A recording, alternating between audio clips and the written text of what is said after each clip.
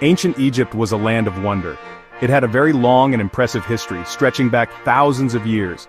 People were amazed by its giant pyramids and mysterious temples. Egypt was also incredibly wealthy. The Nile River made its lands fertile. This river was the lifeblood of the country, bringing water and rich soil every year.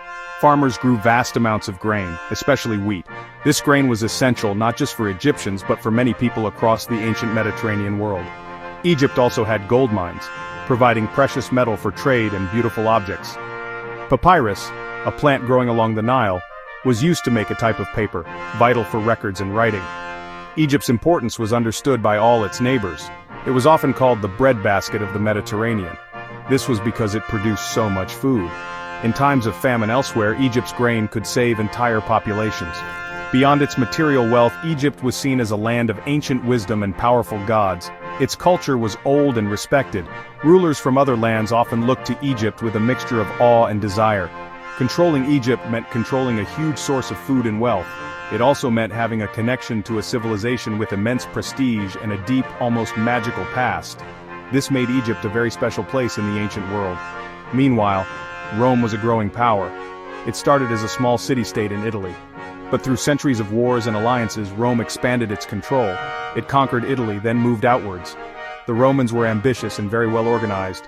Their army was strong and disciplined. They wanted to control more land, more resources, and more trade routes. As Rome's influence spread across the Mediterranean Sea, its leaders looked towards the rich lands of the East. The old kingdoms there possessed great wealth and long histories. Rome was a republic at this time, but powerful generals and politicians often drove its expansionist policies. Egypt, with all its riches and strategic importance, was a very tempting prize for Rome. Its location was perfect. It sat at the crossroads of Africa, Asia, and Europe. Controlling Egypt meant controlling vital sea routes for trade. It also meant a secure supply of grain to feed Rome's growing population, especially its large urban populace in the city of Rome itself. Roman leaders knew that if they could bring Egypt under their influence or even direct control, it would greatly increase Rome's power and security. The story of how Rome eventually took Egypt is a dramatic one, filled with famous people and epic events. Long before any thoughts of conquest, Rome and Egypt had a relationship. This relationship was often one of cautious friendship. The Ptolemaic dynasty ruled Egypt during this period. These rulers were of Greek origin, descendants of one of Alexander the Great's generals. They knew Rome was a rising power in the Western Mediterranean. As early as the 3rd century BCE, there were diplomatic contacts. Embassies were exchanged. Treaties of friendship were sometimes made. Egypt was an older, established kingdom, while Rome was the ambitious newcomer on the international stage. Both sides saw benefits in maintaining peaceful, if sometimes distant, relations with one another. The Ptolemaic rulers of Egypt often faced internal problems. There were frequent quarrels within the royal family. Brothers fought sisters for the throne. These power struggles weakened Egypt. Sometimes Egyptian rulers would ask Rome for help. They might ask Rome to act as a mediator in their disputes, or they might seek Roman recognition for their claim to the throne. Rome was happy to play this role. It increased Roman influence without the need for costly wars. Rome became a sort of patron or protector to the Ptolemies.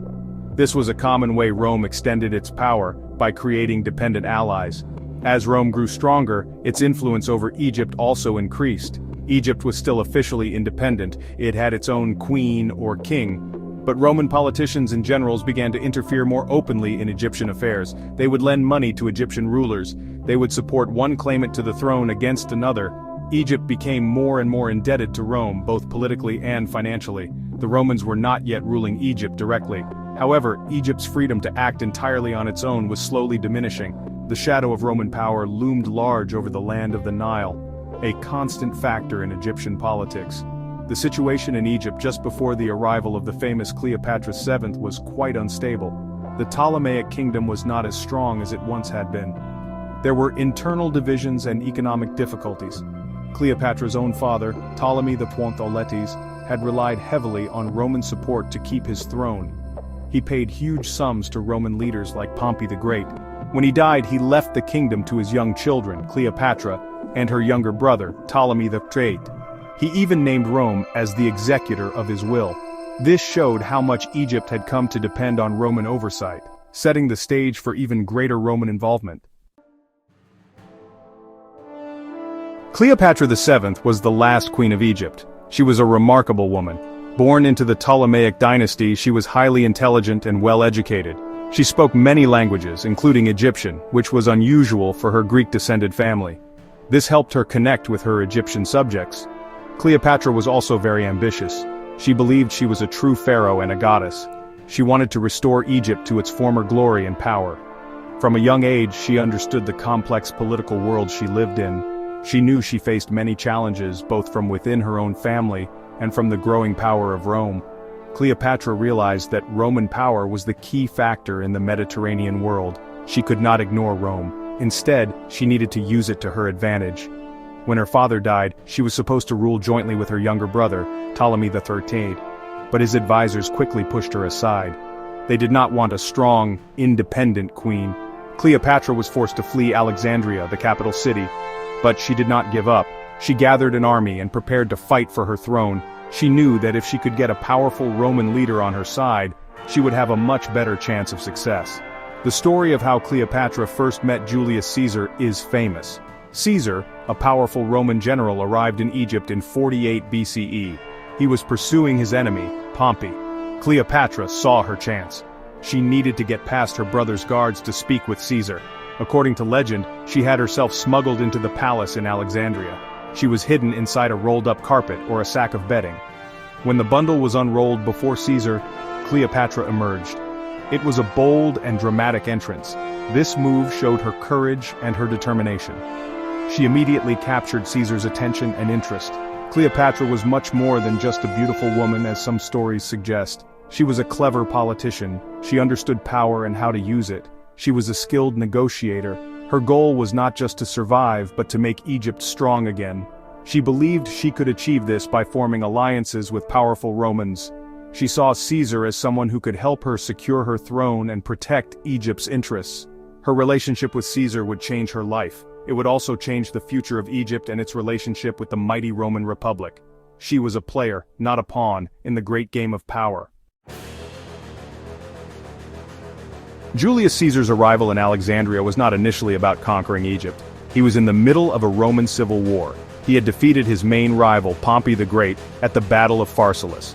Pompey fled to Egypt hoping to find safety. However, the advisors to the young king Ptolemy III made a fateful decision.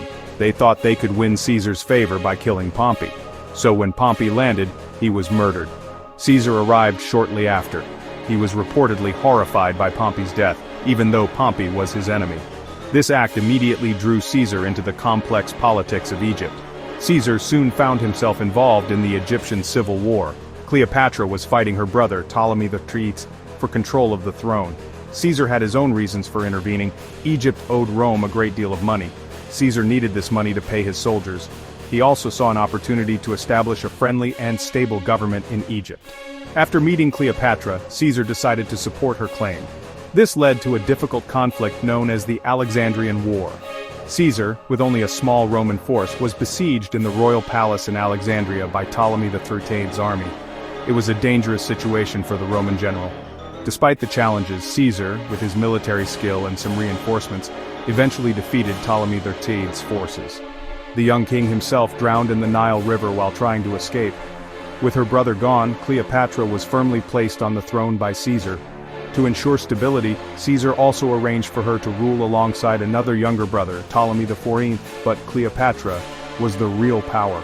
During Caesar's stay in Egypt, he and Cleopatra began a personal relationship. She later gave birth to a son, Ptolemy Caesar, commonly known as Caesarion. She claimed he was Caesar's child. Caesar's intervention in Egypt was a turning point. He did not make Egypt a Roman province. Instead, he restored Cleopatra to power as an allied ruler. Egypt remained technically independent, but it was now very clearly under Roman influence. Cleopatra owed her throne to Caesar. She even visited Rome with Caesarion, staying in one of Caesar's villas. This alliance was beneficial for both. Caesar secured a loyal ruler in a vital country. Cleopatra gained Roman backing, which strengthened her position. However, this close relationship with Rome also tied Egypt's fate ever more tightly to the turbulent politics of the Roman Republic. So, after all of Julius Caesar's victories, his power in Rome became, well, truly immense. But Many senators started to fear he wanted to become a king. This fear, it actually led to a conspiracy against him. In 44 BCE, on the Ides of March, Caesar was assassinated in Rome by a group of senators. His sudden death just threw the Roman world into chaos. There was no clear plan for who would rule after him. The assassins claimed they had restored the Republic. But instead, what followed were years of new civil wars. This turmoil in Rome had, honestly, huge consequences for Egypt and for Cleopatra. Her main protector and ally was now gone. Cleopatra was actually in Rome when Caesar was killed, and her position suddenly became very dangerous. Caesar's assassins were now powerful figures. Her son, Caesarion, whom she had promoted as Caesar's heir, was a potential target. His claim to be Caesar's son was a challenge to other Romans who hoped to inherit Caesar's power. So, Cleopatra quickly left Rome and returned to Egypt. She needed to protect herself and her kingdom, and she had to navigate the new power struggles in Rome very carefully. The stability that Caesar had brought to her rule was now shattered. Egypt's future was, once again, uncertain. Out of all this chaos in Rome, new leaders emerged. The most important were Mark Antony, Octavian, and Marcus Aemilius Lepidus. Mark Antony had been Caesar's loyal general and friend. Octavian was Caesar's adopted son and named heir in his will. He was very young, but also very ambitious. Lepidus was another of Caesar's allies. These three men eventually formed an alliance called the Second Triumvirate. They defeated Caesar's assassins and divided the Roman world among themselves. Antony took control of the eastern provinces, which included areas near Egypt. Octavian controlled the west, including Italy. Lepidus took Africa. Egypt's strategic importance became even more critical during these Roman civil wars. The triumvirs needed resources to pay their armies and govern their territories. Egypt was rich in grain and money. Both Antony and Octavian knew that controlling Egypt, or at least having its queen as a loyal ally, would be a huge advantage. Cleopatra had to choose her alliances carefully. Siding with the wrong Roman leader could mean disaster for her and for Egypt. The fate of her kingdom hung in the balance as these powerful Roman men fought for ultimate control of the Roman world. Mark Antony, now governing Rome's eastern territories, needed to secure his position and resources. He was planning a major military campaign against the Parthian Empire, Rome's enemy in the east. For this, he needed money, supplies, and ships. Egypt, under Queen Cleopatra, had all of these. In 41 BCE, Antony summoned Cleopatra to meet him in Tarsus, a city in modern-day Turkey. Cleopatra knew this meeting was crucial, so she decided to make a grand entrance. She sailed up the river Cydnus on a magnificent barge decorated with gold and silver. Her attendants were dressed as mythical figures, and she herself appeared as the goddess Venus, or Aphrodite. This spectacular display really impressed Antony and the people of Tarsus. It was a deliberate act of political theater. Cleopatra was showing Antony that she was a powerful ruler in her own right, not just a supplicant. The meeting in Tarsus marked the beginning of their famous love affair. It also marked the start of a strong political and military alliance. Antony needed Cleopatra's support for his eastern ambitions, and Cleopatra saw Antony as a new Roman protector, someone who could help her maintain her power and maybe even expand Egypt's influence. She hoped he could be a new Caesar for her, ensuring Egypt's security and prosperity. Cleopatra and Antony's relationship was both personal and political. They spent the winter of 41 to 40 BCE together in Alexandria, and they seemed to enjoy each other's company immensely. They later had 3 children together, the twins Alexander Helios and Cleopatra Selene, and a younger son, Ptolemy Philadelphus. For Cleopatra, this alliance with Antony was a way to secure her throne and her children's future.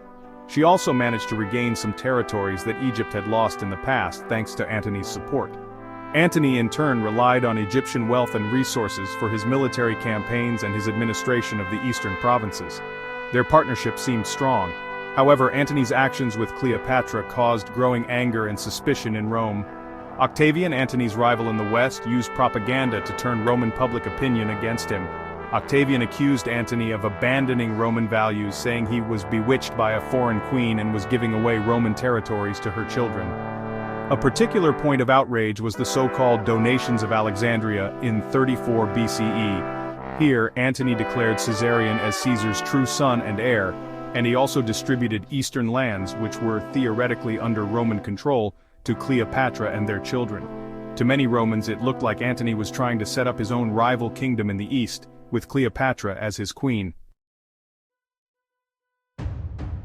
The relationship between Octavian in the west and Mark Antony in the east grew increasingly hostile. It was clear that the Roman world was not big enough for both of them. Octavian skillfully used propaganda to portray Antony as a traitor to Rome, and he depicted Cleopatra as a dangerous foreign sorceress who aimed to rule Rome. He even managed to get Antony's will published in Rome. This will supposedly confirmed Antony's desire to be buried in Alexandria with Cleopatra, which further outraged Roman sentiment. Eventually, Octavian persuaded the Roman Senate to declare war, not on Antony directly, but on Cleopatra. This was a clever move to make it seem like a foreign war, not just another Roman civil war. Both sides prepared for a massive confrontation. Antony and Cleopatra gathered a large fleet and a substantial army. Their forces assembled in Greece. Cleopatra herself contributed many ships and a vast amount of money to the war effort, and she was actually present with Antony at his headquarters, which was quite unusual for a queen in that era. Octavian, with his brilliant admiral Marcus Vipsanius Agrippa, also gathered a formidable navy and army. He had the support of Italy and the western provinces. The stage was set for a battle that would decide the fate of the Roman world and of Egypt. This final conflict was, in a way, inevitable. The key battle took place on September 2nd, 31 BCE. It was a naval engagement fought off the coast of Actium in western Greece. Antony and Cleopatra's fleet was large, featuring many big heavy warships. Octavian's fleet, commanded by Agrippa, consisted of smaller, more agile vessels. The battle was hard fought for several hours. Agrippa's ships managed to outmaneuver Antony's larger quinqueremes, using their speed to attack and harass the enemy. The fighting was fierce, with soldiers battling on the decks of ships almost as if on land. The outcome hung in the balance for a significant portion of the day. Then, a controversial moment occurred. Cleopatra, with her squadron of about 60 Egyptian ships, suddenly broke away from the main battle and sailed south, away from the fighting. Antony, seeing her leave, followed her with his own flagship and a few other vessels. Their reasons for leaving are still debated by historians. Some say it was a pre-planned escape, while others argue it was a tactical withdrawal gone wrong, or even an act of cowardice. Whatever the reason, their departure demoralized the rest of their fleet, and many of their ships surrendered to Octavian. The Battle of Actium was a decisive victory for Octavian, and it really marked the beginning of the end for Antony and Cleopatra. After the disaster at Actium, Antony and Cleopatra's cause quickly unraveled. Many of Antony's remaining soldiers and allies deserted him, seeing that Octavian was now the clear victor. Octavian did not rest on his laurels. He spent some time consolidating his power in Greece and Asia Minor, and then in 30 BCE, he launched his final invasion of Egypt. He advanced on Alexandria from both the east and the west. Antony tried to organize a defense, but his forces were depleted and demoralized. His last attempts to fight Octavian's legions outside Alexandria failed miserably. His remaining troops surrendered or defected. Seeing that all was lost, Mark Antony took his own life. According to most accounts, he heard a false report that Cleopatra had already killed herself. In despair, he stabbed himself with his sword. He was then carried, dying, to the mausoleum where Cleopatra had taken refuge, and he died in her arms. It was a tragic end for the once mighty Roman general. Cleopatra was now alone, a captive in her own capital city. Octavian's forces entered Alexandria without further significant resistance. The once proud and independent kingdom of Egypt was at the mercy of the Roman victor. Cleopatra was captured by Octavian's men. Octavian wanted to take her back to Rome, planning to parade her in his triumph, a public celebration of his victory. This would have been a great humiliation for the Egyptian queen. Cleopatra had several meetings with Octavian, trying to negotiate for her kingdom and for her children. She particularly hoped to save her son Caesarion, whom she had proclaimed as Caesar's heir. But Octavian was ruthless. He saw Caesarion as a potential rival, knowing that as long as Caesarion lived, there might be challenges to his own position as Caesar's true successor. Faced with the prospect of being paraded through Rome in chains, and likely realizing that Octavian would show no mercy to her children, Cleopatra decided to end her own life. The exact method of her suicide is famously debated. The most popular story, passed down by ancient writers like Plutarch, is that she died from the bite of an asp, a venomous snake, supposedly smuggled to her in a basket of figs. Whether by asp or by poison, Cleopatra died in August 30 BCE. With her death, the Ptolemaic dynasty, which had ruled Egypt for nearly 300 years, came to an end. Octavian had Caesarion hunted down and killed. Egypt was now firmly under Roman control. After Cleopatra's death and the fall of Alexandria, Egypt was formally annexed by Rome. It did not become an ordinary Roman province governed by the Senate. Instead, Octavian, who soon became Emperor Augustus, made Egypt his personal domain. It was ruled by a prefect, a governor, directly appointed by and responsible to the emperor. This special status reflected Egypt's immense wealth and strategic importance. Emperors wanted to keep tight control over the grain supply and the riches of the Nile. Senators and prominent Romans were even forbidden from visiting Egypt without the emperor's permission. This was to prevent any potential rivals from gaining power there. For the Egyptian people, the Roman conquest brought significant changes. Roman administration was imposed, though many existing Ptolemaic systems were kept in place. The primary role of Egypt, from Rome's perspective, was to supply grain to feed the population of Rome. This annona was vital for maintaining stability in the capital. Taxes were collected efficiently, and often harshly. While some Egyptians who cooperated with the Romans might have benefited, for many ordinary farmers, life continued to be one of hard labor. The new Roman masters were perhaps more efficient, but not necessarily more lenient than the Ptolemies. Roman culture did have an impact on Egypt, but Egyptian traditions also proved remarkably resilient. Roman architectural styles appeared in some cities, and Latin became an administrative language alongside Greek and Egyptian. However, the ancient Egyptian religion continued to be practiced. Temples were still built and dedicated to Egyptian gods, sometimes even by Roman emperors seeking to legitimize their rule in the eyes of the locals. Cleopatra herself had embraced Egyptian traditions, and this continued to some extent. Egyptian culture, with its millennia of history, did not simply vanish. It coexisted and sometimes blended with Greco-Roman influences over the centuries. The Roman conquest of Egypt was a hugely important event in world history. It marked the end of the Hellenistic Age, the period that began with Alexander the Great's conquests. With Egypt's fall, the entire Mediterranean coastline was now under Roman control, and this completed the formation of the Roman Empire as a Mediterranean superpower. Egypt's vast wealth flowed into Roman coffers, funding the empire's armies and building projects for centuries to come. The story of Rome's takeover of Egypt is honestly a tale of ambition, betrayal, and the clash of cultures. It really demonstrates how Rome used its military might and political skill to absorb one of the ancient world's oldest and richest civilizations.